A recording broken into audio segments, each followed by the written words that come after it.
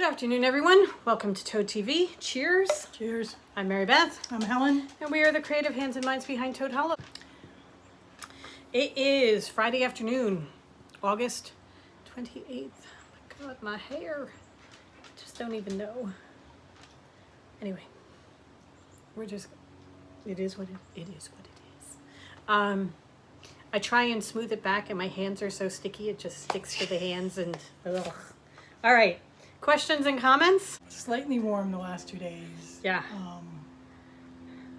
Like there's a severe thunderstorm watch till 8 o'clock tonight, and if it doesn't happen, you might have to send people after us because we'll have left. We have they call it the Beach Haven bubble, and it's like all the rain goes around Beach Haven. There are certain times where I'm going to be out there doing the rain dance because God, we need rain. Okay. Ursula Manweiler says she purchased some Ursula yarn in DK. We know because we thought it was so cool that we were sending Ursula to someone named Ursula. She's planning a shawl, one for herself and one for her daughter. She would like to order coordinating yarns, 2 different colors, so that even if she uses the same pattern, the shawls will be different because her daughter will get it in the end. Okay. I would definitely say Tutti Frutti. Yeah. Would be a great one to do with it. Peter would be a great one to do with it. So, hold on. If you want to tone it down, Spectre. So what we'll do is tomorrow we'll grab Ursula and some coordinating colors and show you. Okay? So we'll do it that way. But yes, we do have some. We'll show you. God bless you. Okay, so Kathy Clark was the one that said that she was on 58 and that I had a lot to say and... Episode 58. Episode 58. So she gave us a dissertation on what that episode was about. The Dodgers is who she follows. She's followed them since the early 50s when she was a little girl, and they were still called the Brooklyn Bums. My mother... Never forgave them. Brooklyn Dodgers fan to the end. Yeah. She loved them so much. So much. That literally broke her heart. Yep. When they moved. So she became a Mets fan. She did. Much like you became a Dodgers fan because you lived in a suburb of Los Angeles. And she was raised on the Dodgers and Vince Scully. Yeah. So, To this day, will always be the best announcer. Gary Carter is really good. He's a good follow-up, but it's, anyway. And she said such good times and memories with Dad.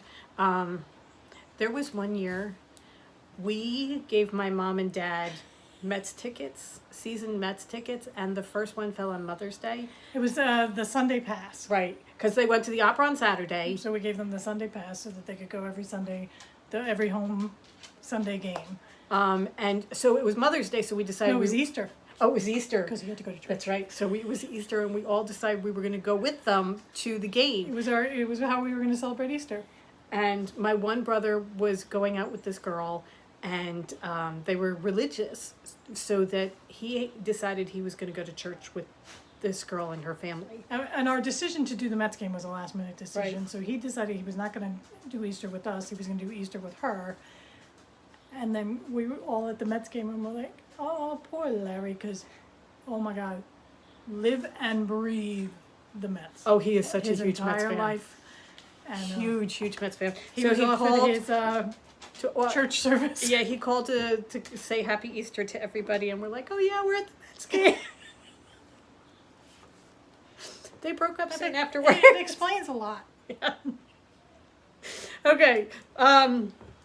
Oh, and then there was the game that you and I were following, the Yankees. We were rooting for the Yankees that year because it was such a great Yankees team. Oh, it was a Subway Series. It was Derek Jeter and Tino Martinez, and it was the 90s. Paul O'Neill. I mean, it was, and Chucky. I mean, it was Rivera, it was a great team. So we were following them, and my parents went to the opera on Saturday, and they gave us their tickets. No, she had a trip because it was a Sunday. So they had to leave Sunday afternoon or something on that. She had a work trip.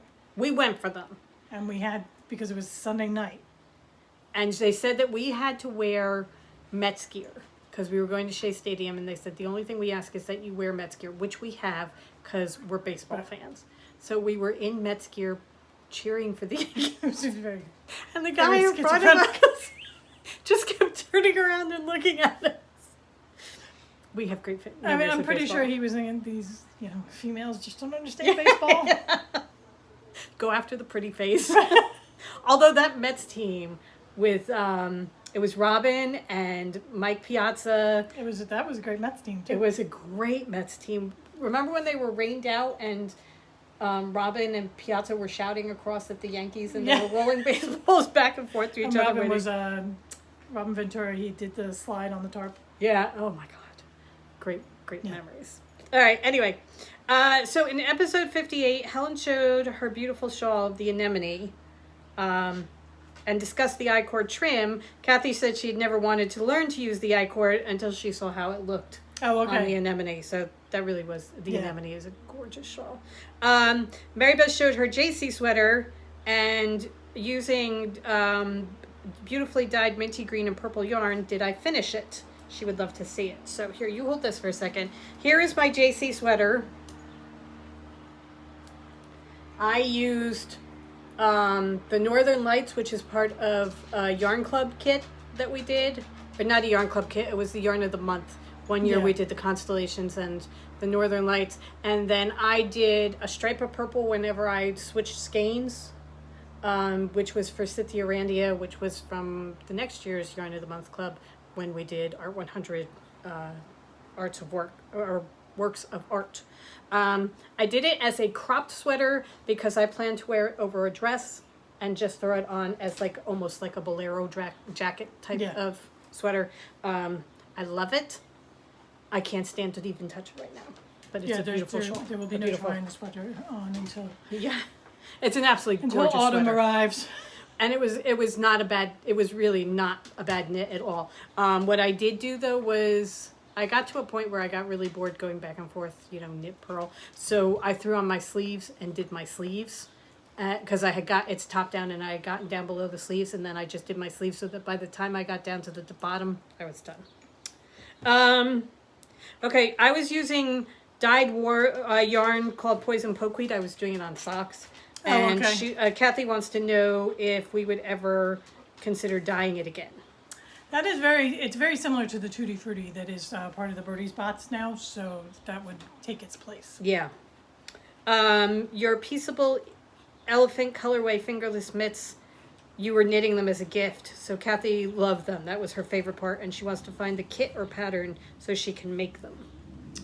Okay, it is... So they're the Peaceable Mitts by Erica Heuser, Heusser, on Ravelry. And those were her samples. She knits them in fingering. So if you have 3 colors that you want, because it would be 2 full skeins and then a mini, because the third color is just along the cuff. I love her patterns because I have Songbird mitts that I did complete in them. They're full mittens, and I love her patterns. These came out a little bit small, right? They were child size. So I got put in timeout. Okay. I couldn't tell you where they are. They're in a project bag somewhere. Okay, Mary Beth talked about Meanwhile at the Castle podcast Granny Stripe Blanket. Have we read Attic 24's blog and seen her awesome crocheting? Yes, we have. She is what makes me want to crochet. Yeah. Actually, you've done 1 or 2 of hers. My giant granny square blanket that I did out of my minis was hers. And I've started another one. I did one. I think my giant granny square turned out to be from hers. her. Yeah. And I absolutely adore. Go to her if I need to learn how to do, if I need to figure out what a stitch is or something like that. Right. But I love how she adorns her house with all of her crochet and her little camper and everything. Oh, it's just, I want to be her when I grow up. We showed the Knitter's Pride holder that we purchased from Amazon for pattern users. Oh, okay. So I actually am using that for cross stitch now. And it was the when our mother sent us the letter in the hieroglyphics. So Kathy is a huge fan of ancient ancient Egyptian history, and she's got 27 grandchildren. So she's going to get in touch with the Met Museum and see if they still have them, so that that would be she so can cool. do it. So yeah, no, I think that's Yeah. fantastic. I think that's really cool. Okay, Beth says for Vogue knitting we should tie in how our yarn matches with different books and stories and show some samples. So I think that's a great idea. Fernie says show one or more of our extraordinary fairy tales as an inspiration for your yarn colors, and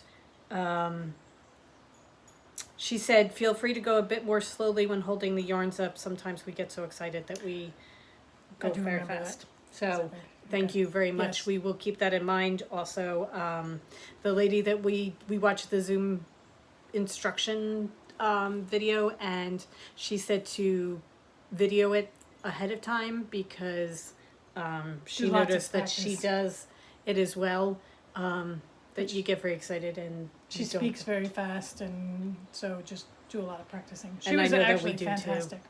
Yeah. Liz Straw weighed in on the Cubs.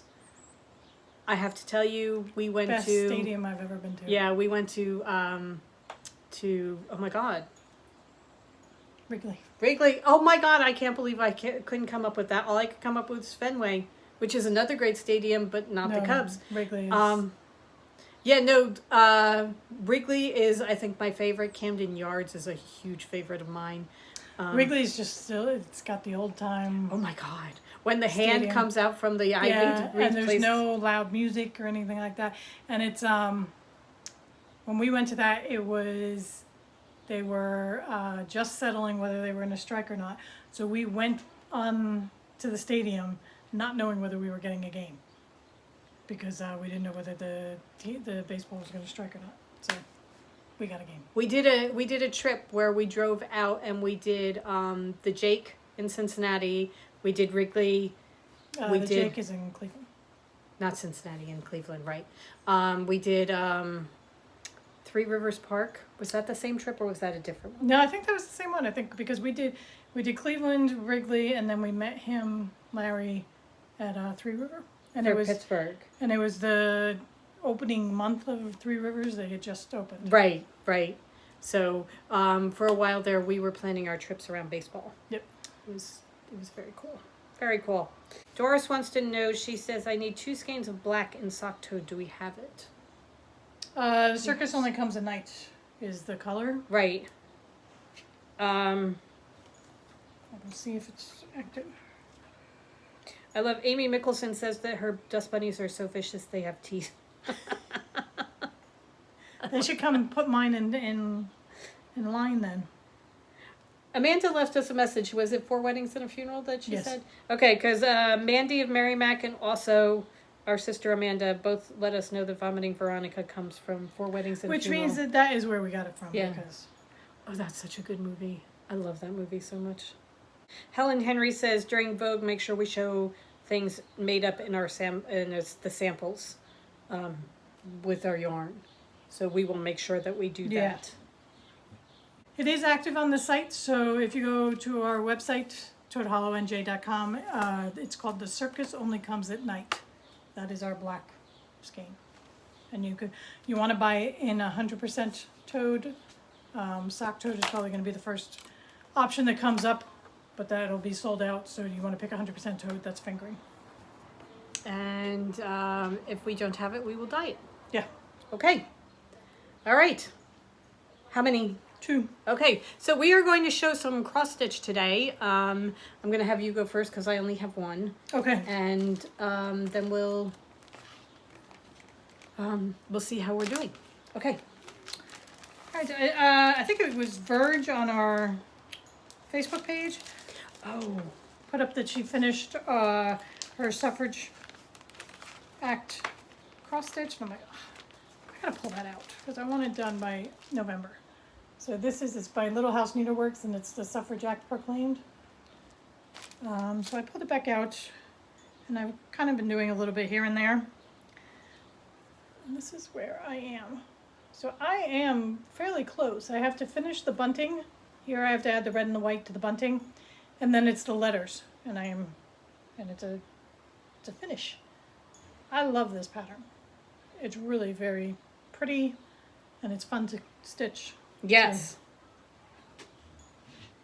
Okay. We had talked about, we never showed this, did we? No, we didn't. Okay, so we had talked the other day about showing, it's a Michelle Frank's habitation throw that she is doing in The Princess Bride. And It's gorgeous. I just wanted to show that because we had mentioned showing it and we forgot to do it. So, Oh, there's yours. yeah, here is Verge's Suffrage Act proclaimed. So, That's Verge, beautiful. you gave me a kick in the pants and I pulled it back out. Okay. All right. I have been working on, I've been monogamously stitching. So I'm working on my Nimue Alice Carousel. Okay, so remember how I said third time's the charm? Wait till you see. Look how far I've gotten.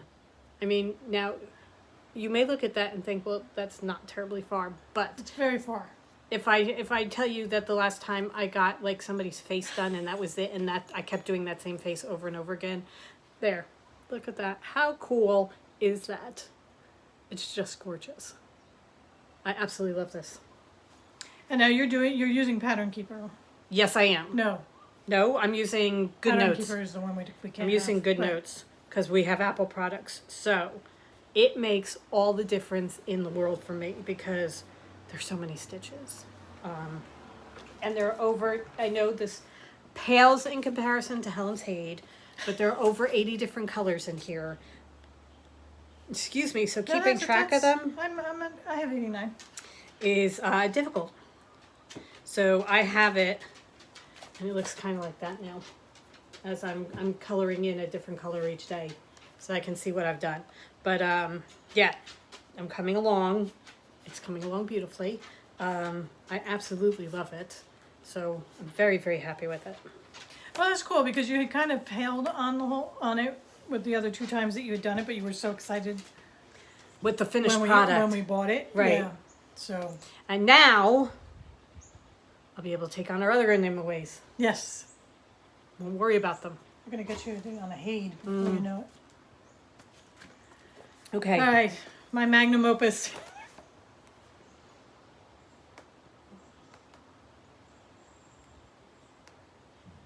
So I am working on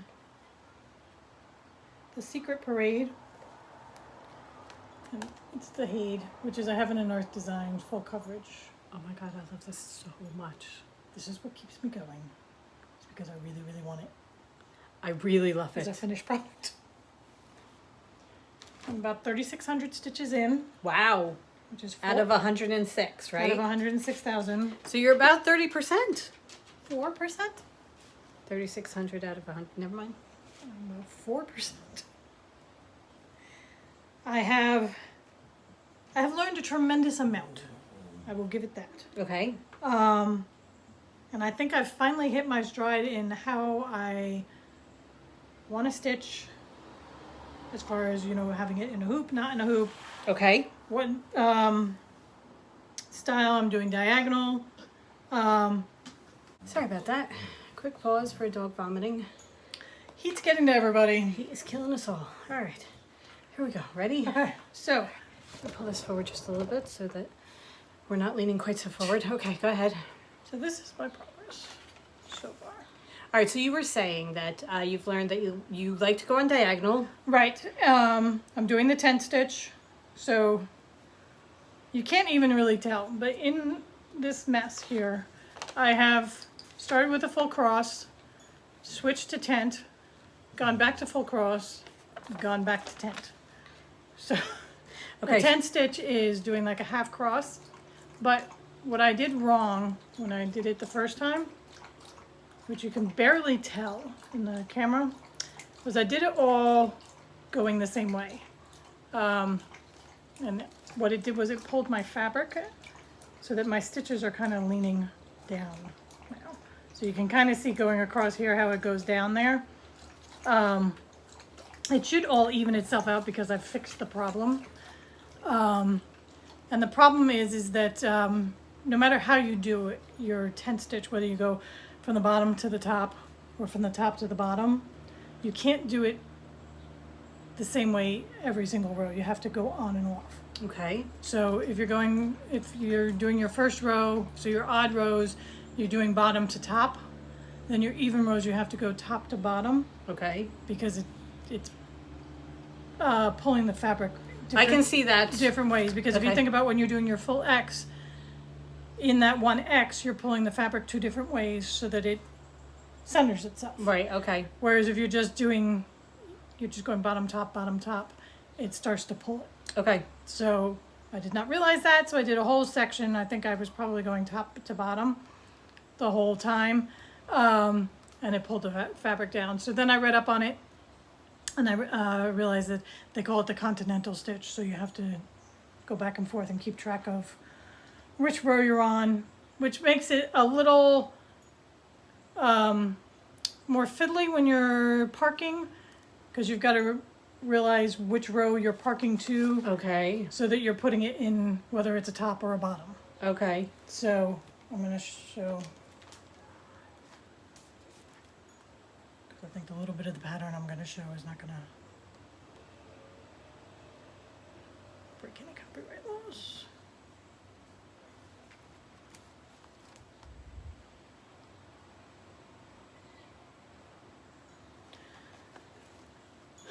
So you can see here, I've marked my diagonals. So this was my first diagonal.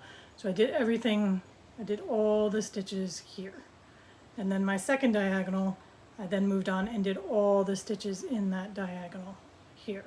So you can see as I go, my diagonal gets bigger and bigger because it's getting longer and longer. And what I do is, I'm not sure whether you can see, but I mark every other row with a dot, and that tells me which row is which as to what I'm doing.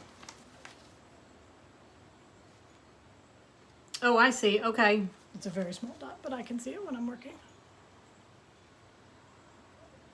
So you can see that dollar sign has a little blue dot on it, and that means that's my odd row. Okay, that's a very good idea.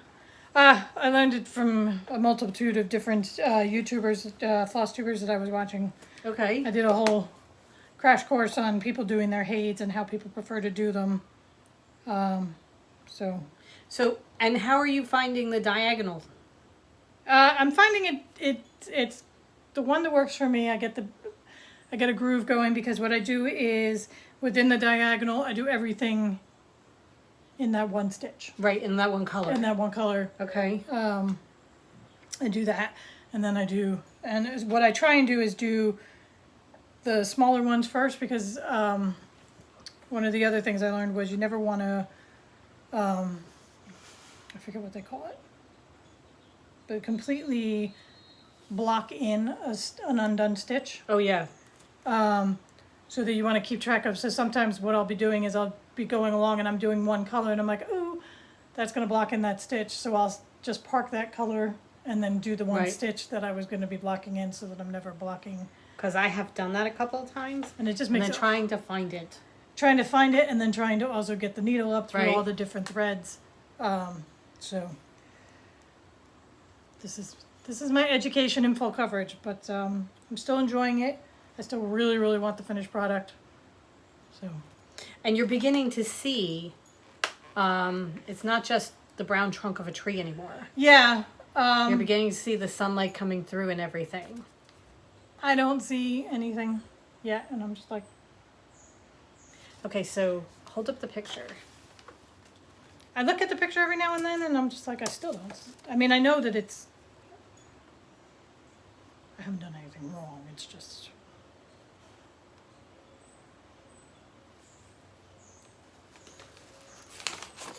So you can see here, So I am pretty much like right here. but you can see that that is coming through. Yeah. I think it's very cool. So...